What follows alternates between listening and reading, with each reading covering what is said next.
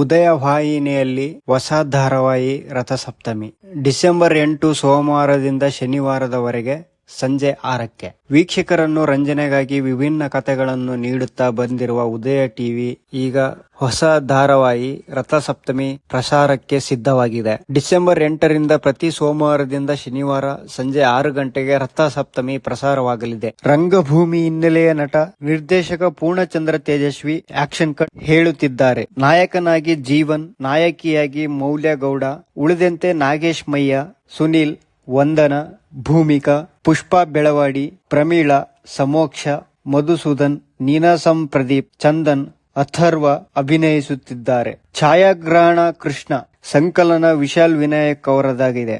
ಆರಂಭಿಕ ಎಪಿಸೋಡ್ಗಳಲ್ಲಿ ಹಿರಿಯ ನಟ ಉಮೇಶ್ ನಟಿಸಿದ್ದು, ಇದು ಅವರ ನಟನೆಯ ಕೊನೆಯ ಧಾರಾವಾಹಿ. ನಿಸ್ವಾರ್ಥ ಹಾಗೂ ಉದಾರ ಮನೋಭಾವದ ಮಧ್ಯಮ ವರ್ಗದ ಪದವಿ ಮುಗಿಸಿರುವ ಹುಡುಗಿ ಸಪ್ತಮಿ. ಅಪ್ಪನ ಮುದ್ದಿನ ಮಗಳು. ಇವಳ ದಾನಗುಣ ಮಲತಾಯಿಗೆ ಇಷ್ಟವಾಗುತ್ತಿರಲ್ಲ.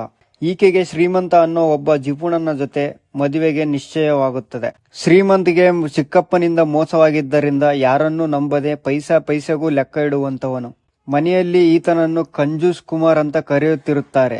ಈತನ ಸರ್ಕಾರಿ ಸಂಬಳದಿಂದ ಕುಟುಂಬದ 5 ಜನರ ಬದುಕು ನಡೆಯಬೇಕಿರುತ್ತದೆ. ಎರಡೂ ಪರಿವಾರ ಹೇಳೋ ಸುಳ್ಳುಗಳಿಂದ ಸಪ್ತಮಿ ಮತ್ತು ಶ್ರೀಮಂತ್ ಪ್ರೀತಿಸುವಂತಾಗಿ ಮದುವೆ ಕೂಡ ಹಾಕ್ತಾರೆ. ತನ್ನ ಕುಟುಂಬವೇ ಸರ್ವಸ್ವ ಅಂತ ನಂಬಿರೋ ಸಪ್ತಮಿಗೆ ಆ ಕುಟುಂಬವನ್ನು ಭೂಮಿಗೆ ಭಾರ ಎನ್ನುವ ತರ ನೋಡುವ ಶ್ರೀಮಂತನ ಜೊತೆ ಬದುಕುವ ಅನಿವಾರ್ಯತೆ.